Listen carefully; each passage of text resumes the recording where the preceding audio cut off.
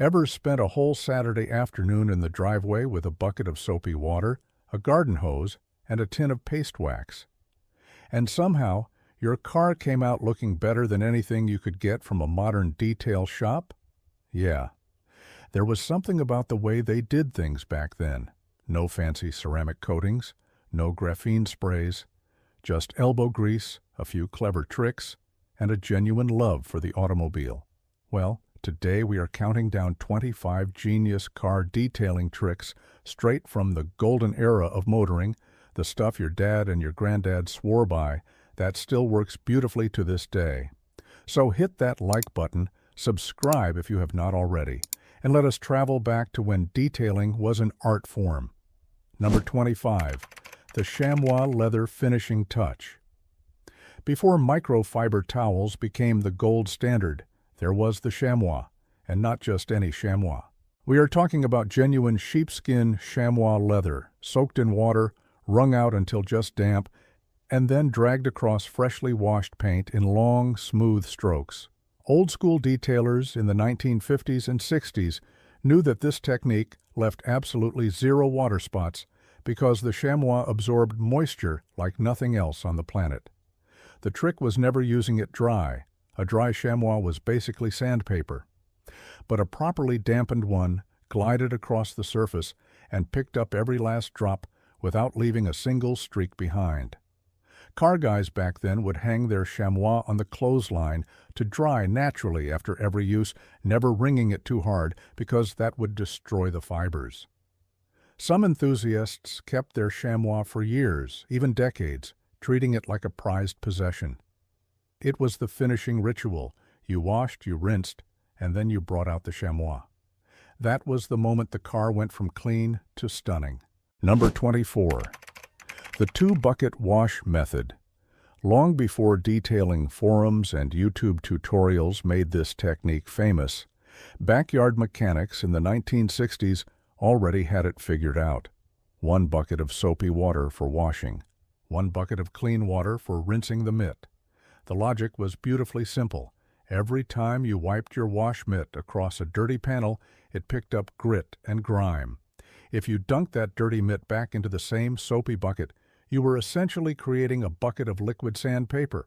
So the old-timers kept a separate rinse bucket. Dip the dirty mitt in, swirl it around to release the particles, wring it out, and then go back into the clean suds.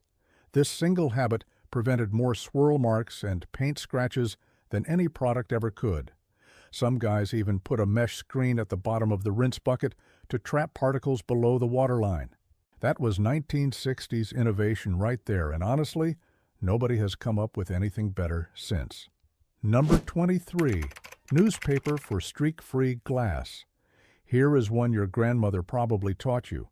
Crumple up a sheet of old newspaper, spray the window with a vinegar and water mix, and wipe it down. No streaks, no lint, no residue. Just perfectly clear glass every single time. The secret was in the ink. The old petroleum-based printing inks acted as a mild polishing agent that left a thin, almost invisible film on the glass. That film actually repelled water and helped keep the windows cleaner for longer. Detailers in the 1950s swore by this method because commercial glass cleaners back then were terrible. They left behind a hazy film that was worse than what you started with, so newspaper became the go-to solution.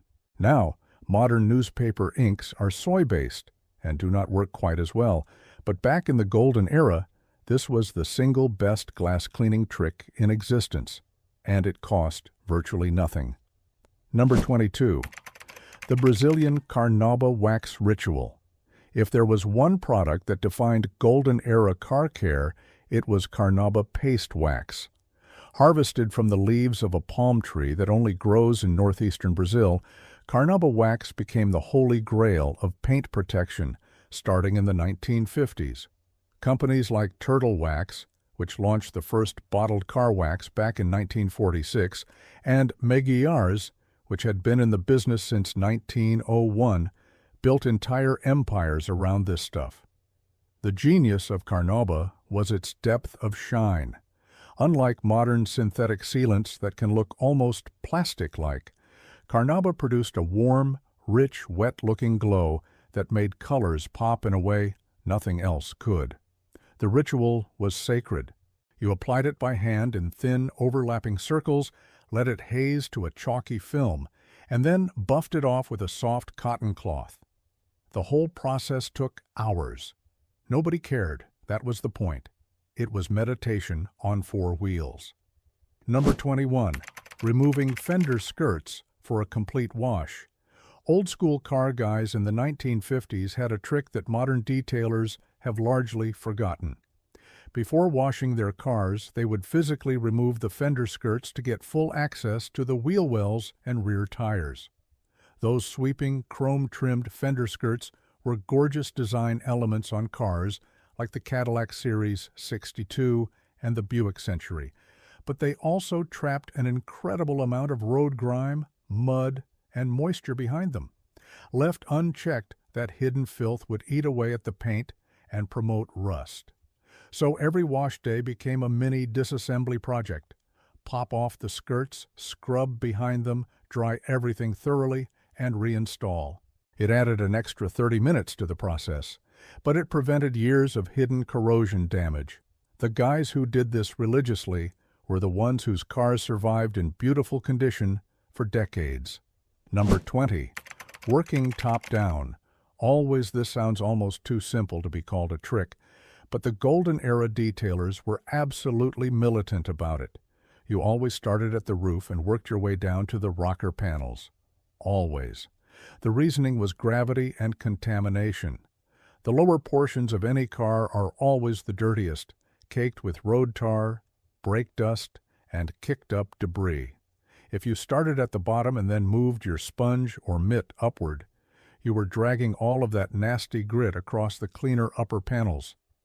By starting at the top, you ensured the cleanest water and the freshest suds touched the most visible surfaces first. By the time you reached the lower panels, your wash water was already carrying some contamination, but it did not matter because those lower sections were getting the heaviest scrubbing anyway. Simple physics. Brilliant logic. Number 19. The shade rule. Every seasoned detailer from the golden era knew one immovable rule: never wash or wax your car in direct sunlight. Not ever. The heat from the sun caused soap and water to evaporate far too quickly, leaving behind mineral deposits and stubborn water spots that were almost impossible to remove from single-stage paint. Waxing in the sun was even worse because the product would bake onto the surface before you could buff it off, creating a streaky, uneven mess that sometimes required a full repolish to fix. The old-timers always worked in the shade of a garage, a carport, or even a strategically positioned tree. Some would wake up at dawn specifically to detail their cars before the sun climbed too high. It was not laziness or preference. It was an absolute necessity for preserving those gorgeous factory finishes that had no modern clear coat to protect them. Number 18. Baking soda for chrome. Revival chrome was king in the golden era. Bumpers, grills, trim, mirrors, door handles, everything gleamed with that mirror-like chrome finish. And the secret weapon for keeping it brilliant was something straight from the kitchen pantry: baking soda. Mixed into a paste with just a little water, baking soda acted as an incredibly gentle abrasive that could remove light tarnish, oxidation, and surface grime from chrome without scratching it. Old-timers would dab the paste onto a soft cloth, rub it into the chrome with light circular motions, and then rinse it clean. The result was a blinding shine that looked showroom fresh. Unlike harsh metal polishes that could strip the thin chrome plating if used too aggressively, baking soda was mild enough for regular use.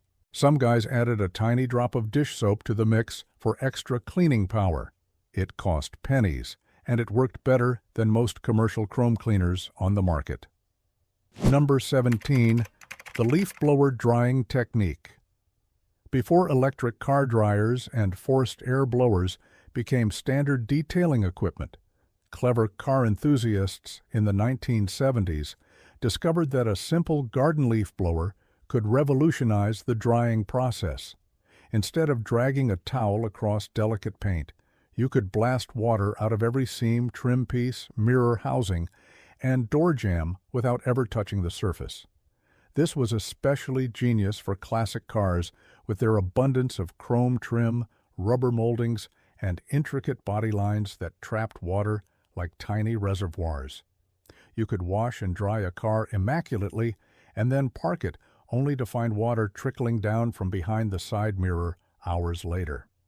The leaf blower eliminated that problem entirely. Detailers who used this method had noticeably fewer water spots and virtually zero contact-related scratches on their paint.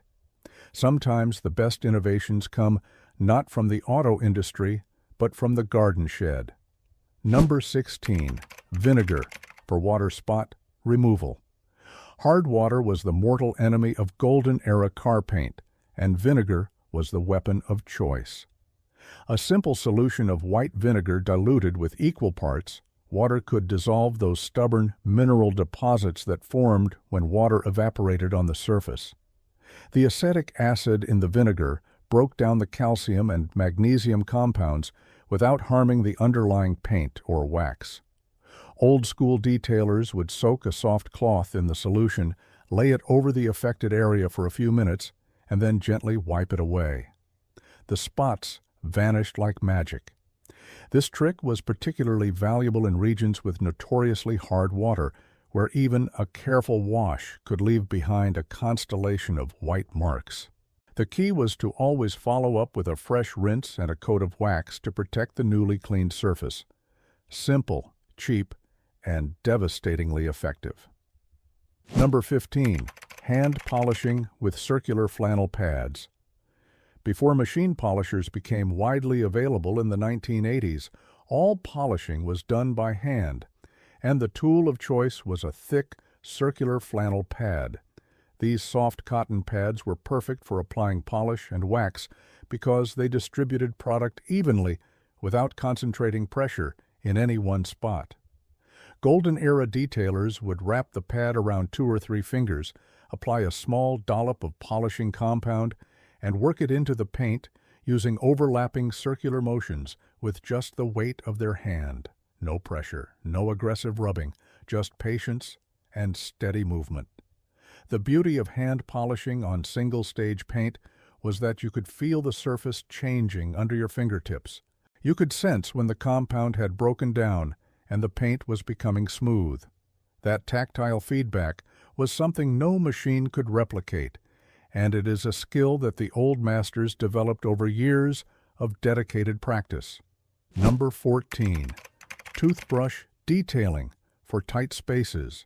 Every golden-era detailer had a collection of old toothbrushes in their detailing caddy, not fancy detailing brushes with ergonomic handles and specialized bristles, just regular retired toothbrushes, and they were absolutely essential. The intricate chrome grills, emblem lettering, vent slats, and decorative trim on classic cars created dozens of tiny crevices where dirt, wax residue, and polish would accumulate. No cloth or sponge could reach those spots. But a worn toothbrush with softened bristles was the perfect precision instrument. Dipped in soapy water or a mild cleaning solution, it could scrub out every speck of grime from the tightest spaces without risking damage to the surrounding surfaces. Some detailers kept separate toothbrushes for different tasks, one for chrome, one for rubber trim, one for interior vents. It was low-tech brilliance, and it remains one of the most effective detailing tools ever repurposed. Number 13. Petroleum jelly for rubber and vinyl protection. In the days before dedicated trim restorers and UV protection sprays, golden-era car guys turned to petroleum jelly to keep rubber seals, vinyl trim, and weather stripping soft and supple. A thin layer of petroleum jelly applied with a fingertip along door seals, window gaskets, and convertible top channels prevented the rubber from drying out, cracking, and eventually disintegrating. The jelly created a moisture barrier that kept the elements at bay while also making the rubber look darker and richer. It also served a practical purpose by preventing doors and trunk lids from sticking or freezing shut in cold weather.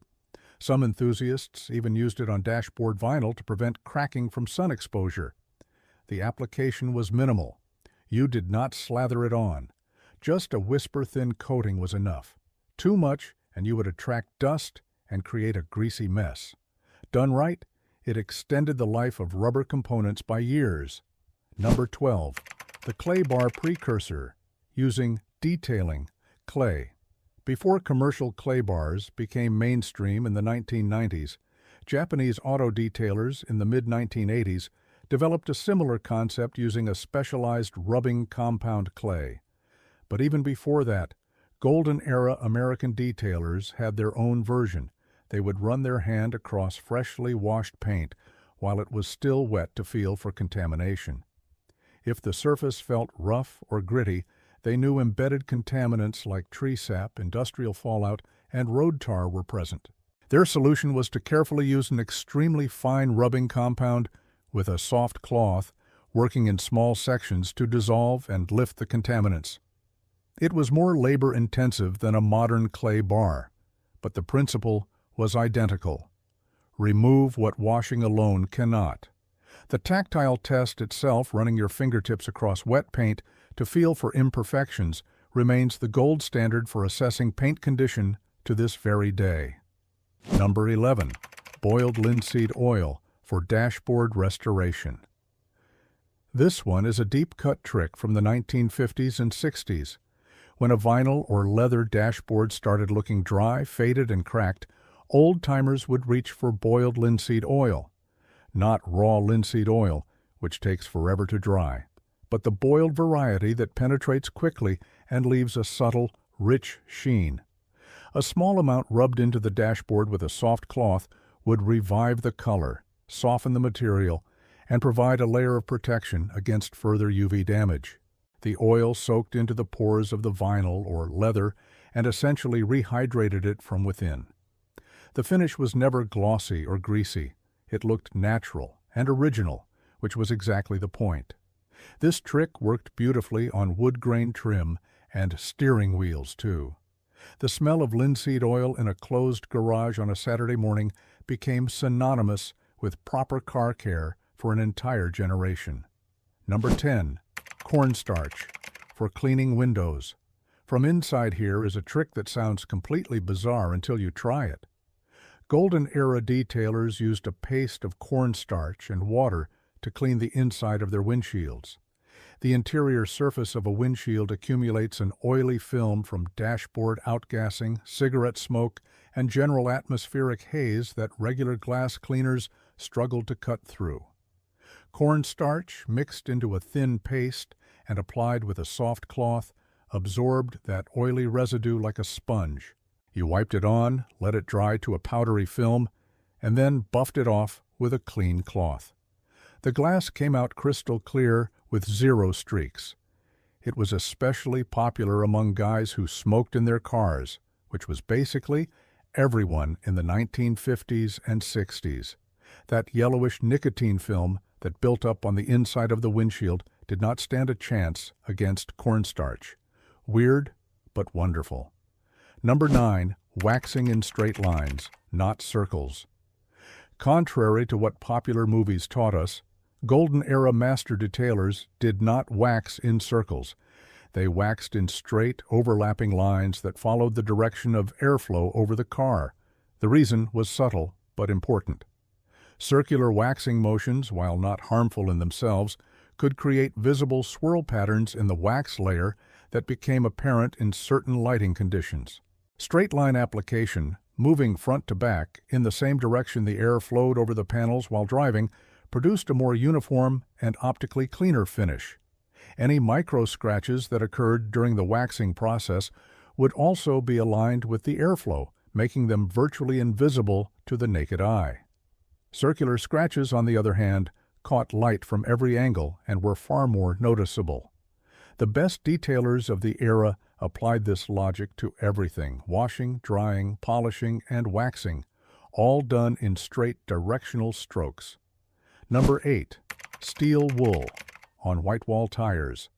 White walls were the ultimate golden era flex, and keeping them pristine white was a badge of honor.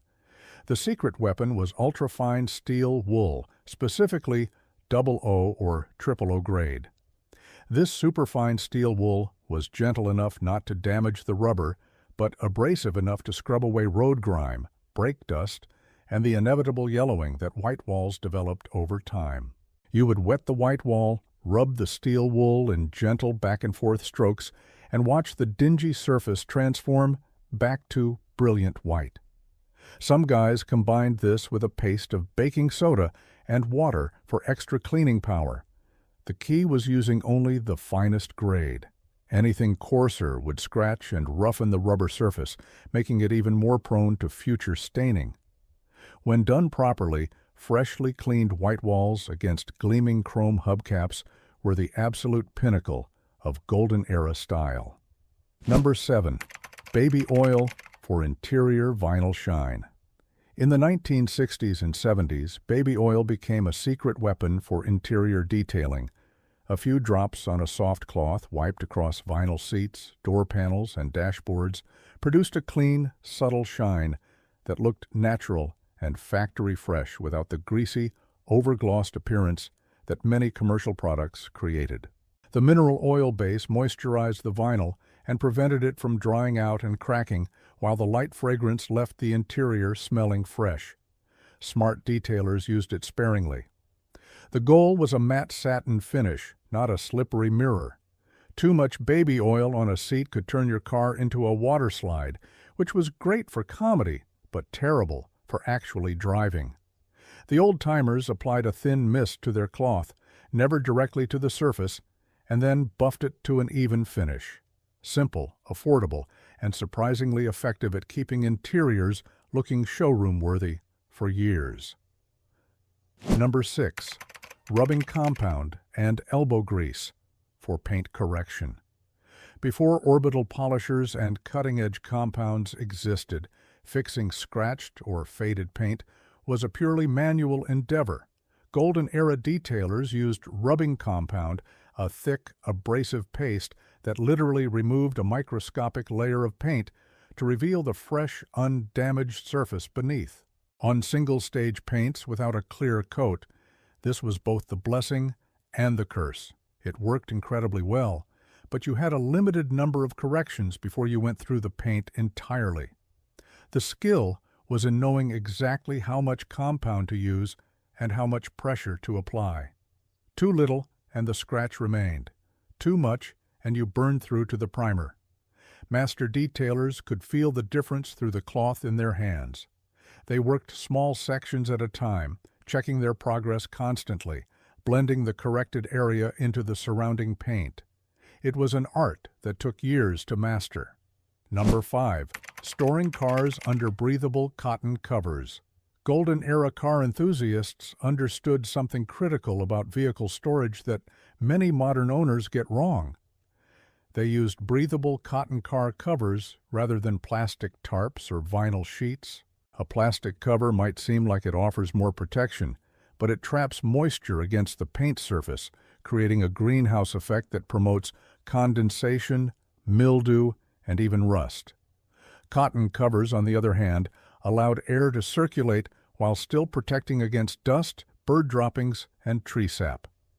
The old-timers would wash and fully dry their car before covering it, ensuring no trapped moisture could cause damage.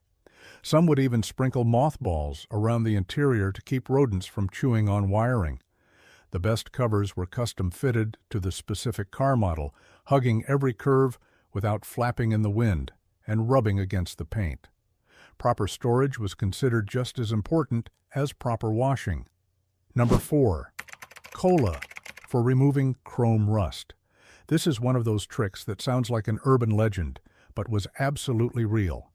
Golden-era gearheads discovered that a well-known cola beverage could dissolve light surface rust from chrome bumpers and trim. The phosphoric acid in the drink reacted with the iron oxide, essentially eating away the rust without damaging the underlying chrome plating. You would soak a cloth or a crumpled ball of aluminum foil in the cola, rub it gently over the rusted chrome, and watch the corrosion dissolve before your eyes. It was not a solution for heavy pitting or deep rust, but for surface-level oxidation and light discoloration. It worked astonishingly well. After cleaning, you would rinse the chrome with water, dry it immediately, and apply a thin coat of chrome polish or wax to prevent future corrosion.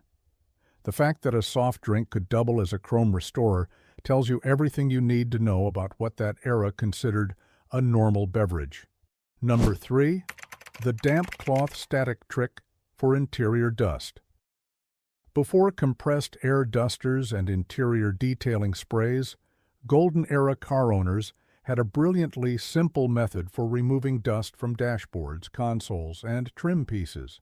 A slightly damp cotton cloth, wrung out until it was barely moist, generated just enough static cling to attract and hold dust particles rather than simply pushing them around. The technique was to fold the cloth into a flat pad, lay it gently against the surface, and pull it across in one slow, deliberate motion. The dust stuck to the cloth instead of becoming airborne and resettling elsewhere. This was especially important in cars with dark-colored interiors where every speck of dust was visible, and in convertibles where dust was a constant battle. No chemicals, no sprays, no residue, just a damp cloth and a steady hand. It was the kind of elegant simplicity that defined Golden Era problem-solving. Number 2. Applying wax to chrome trim as a sealant. While most people associate wax exclusively with paint protection, Golden Era detailers discovered that a thin coat of Carnauba paste wax on chrome trim, bumpers, and grille work provided an outstanding barrier against moisture, road salt, and environmental contaminants. The wax filled microscopic pores in the chrome surface that would otherwise allow moisture to penetrate and begin the corrosion process from within. Applied after polishing, the wax created an invisible shield that dramatically slowed tarnishing and made future cleaning infinitely easier because dirt and grime could not bond to the slick, waxed surface. This trick was especially critical in northern climates, where road salt during winter months could devastate unprotected chrome in a single season. The old-timers would apply and remove the wax just as they did on paint, working in small sections and buffing to a mirror finish. It added maybe 15 minutes to the detailing process, but could extend the life of chrome components by years. Number 1. The Sunday morning ritual. And here we are at number 1. And it is not a product, a technique, or a clever hack. It is a philosophy. The single greatest detailing trick from the Golden Era was the ritual itself, the Sunday morning wash. Every weekend in driveways across America, fathers and sons and neighbors and friends would gather around their cars with buckets and sponges and tins of paste wax, and they would spend hours making their automobiles shine. It was not about efficiency. It was not about getting it done as quickly as possible and moving on. It was about the act itself, the connection between a person and their machine, the pride of ownership, the meditative rhythm of washing, rinsing, drying, polishing, and waxing by hand. There was no shortcut, and nobody wanted one. In that era, your car was a reflection of who you were, and the care you put into it spoke volumes about your character. The Golden Era understood something that our hurried modern world has largely forgotten, that the process is the reward. Taking your time, paying attention to every detail, and doing things the right way, not just the fast way, that is the real genius. And honestly, it is a trick that never goes out of style. And there you have it, 25 genius car detailing tricks straight from the Golden Era, the kind of simple, clever, no-nonsense wisdom that kept cars looking absolutely stunning long before anyone had ever heard of a ceramic coating or a graphene spray. Which of these tricks have you tried? Which one surprised you the most? And do you have any Golden Era secrets of your own that we missed? Drop them in the comment section below. We would love to hear from you. If you enjoyed this trip down memory lane, go ahead and smash that like button, subscribe, and hit the notification bell so you never miss another video. Thanks for watching, and we will see you next time.